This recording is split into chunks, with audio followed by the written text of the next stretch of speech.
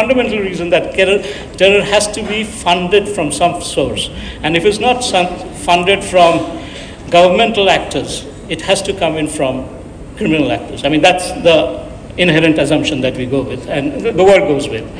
And also, illegal economy has got a very good predictability, which means that if you increase 1 point increase in the illegal economy, would increase the GTI index score by 1.04 basis points. That's actually quite high. Strong and very predictive. So now let's look at the other one, crime and illegal economy. The crime and illegal economy also has got a very high correlation, and it says that high crime countries, they exhibit more arms trafficking, non-renewable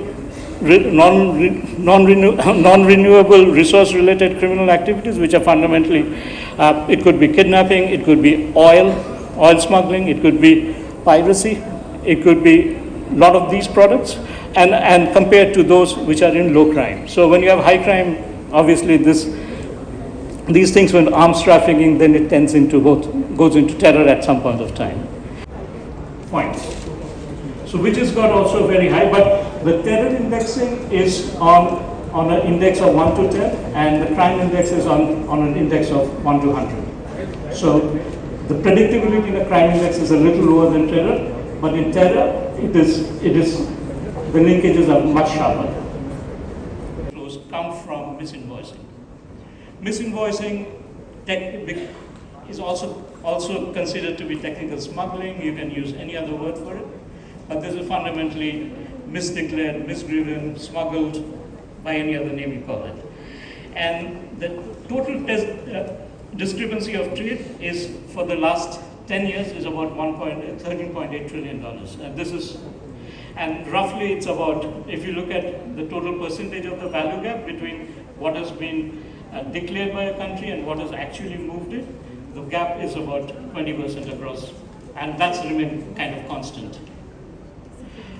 So what happens, what does it actually end up meaning? It ends up meaning that terrorism is more prevalent in nations with high levels of trade-based money laundering. Where you have high trade-based money laundering, that illicit money has to flow in somewhere.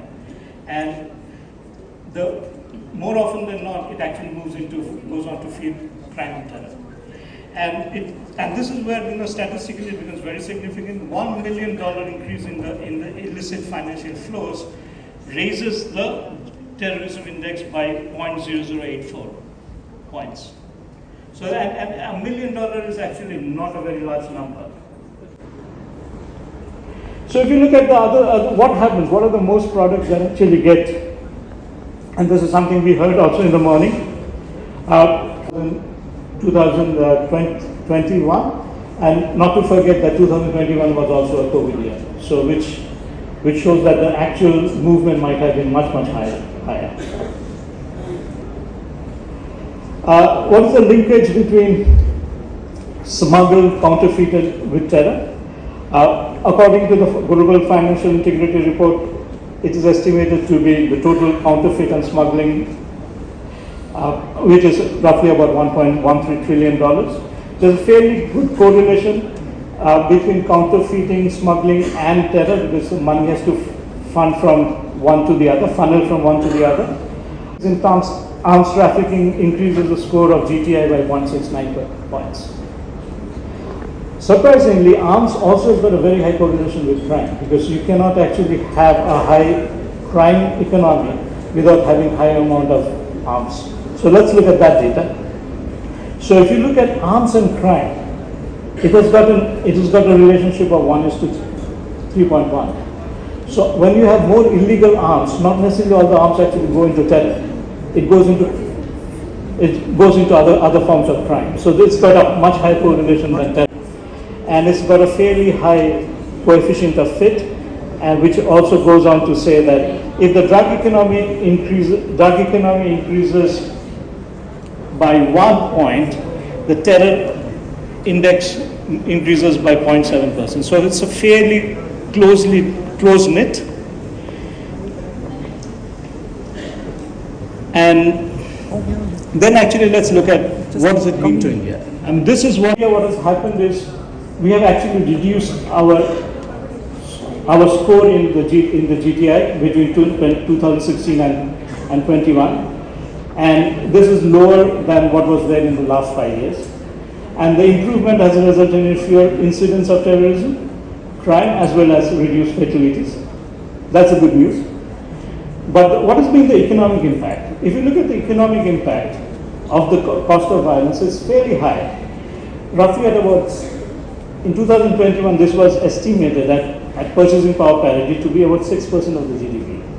And as our GDP goes into $5 trillion, this is a sizable number. So it is imperative that we have to control illicit financial flows. If we control illicit financial flows, it has got a direct nexus with both crime and terrorism. And then it has got a direct nexus with the cost of containment. So all these are kind of linked to each other. So if you, and the crux of it actually lies in both illicit financial flows and then consequently on your cost of containment, which is the cost of security forces and other costs. Roughly about 20% of the GFI, of the trade discrepancy in India is illicit, which also creates a high percentage for us as a risk. Because 20% of the total trade has got a trade gap. That means that amount of illicit money actually comes into the country, which also causes a risk for us. And over the 10, now let's look at the size of the illegal economy. If 20% of our economy is illegal, then at $5 trillion, if you take 20% of that to be trade, it's a very large number. And let's go back to the original equation, which says $1 million rise in illicit trade gives a rise of 0.0084 in the GTI score, rise in GTI score. That actually creates a fairly high pervasive risk. Terror and crime, we are ranked in the middle of the scale for counterfeiting for exports, but we are a big victim of illicit products that actually come into India because of smuggling, and consequently the illegal financial flows coming out of it is a big risk. Perfume cosmetics in India has got the highest propensity of smuggling, counterfeited or piracy, and like we talked about cigarettes and alcohol. If you look at this, what this one says is that the two graphs I would actually take your attention to is that in drugs, India has got, as compared to a global average, we are about 10% higher as a percentage of the score. And the other place where we are higher is where we are in human trafficking and smuggling, where India's score is higher than global average, and also in illegal economy, because significant part of our economy is either illegal or significant part is also informal. Among the criminal actors, India has got a highest, it's got about, in criminal network our score is 6, which is compared to 5.8 in the average of 122 countries, which really is our global average.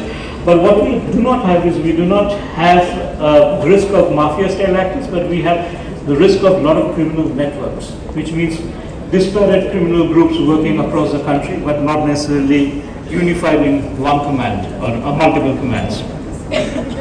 Arms trafficking is actually one of the issues in which we have a higher score than the global average, 5.5 compared to 5.2, which is the global average. And going back to the equation, where 1 point increases by 0.69, so that becomes another big risk. So drugs and arms trafficking and illegal money. So drugs, 1% increases by 0.79, and India's drug, like we said, we are at a higher scale than us. The economic cost is huge, because at 6% of the economy is, if we saw containment costs, where the economy grows significantly at whatever, 7, 8, 9%, this cost balloons.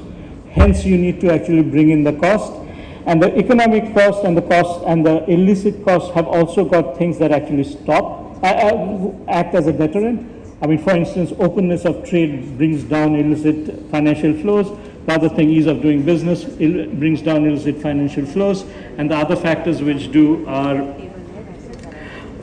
fundamentally these two. And then, what is the way forward?